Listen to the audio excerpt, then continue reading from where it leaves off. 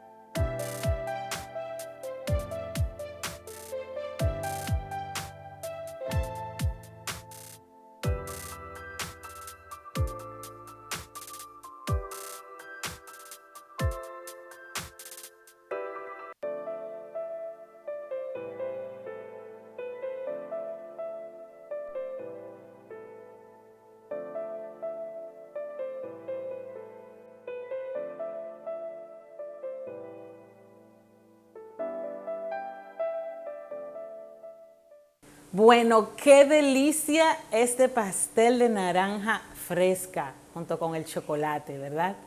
Bueno, le quería dar dos tips. Primero es que usted puede jugar, variar con el chocolate.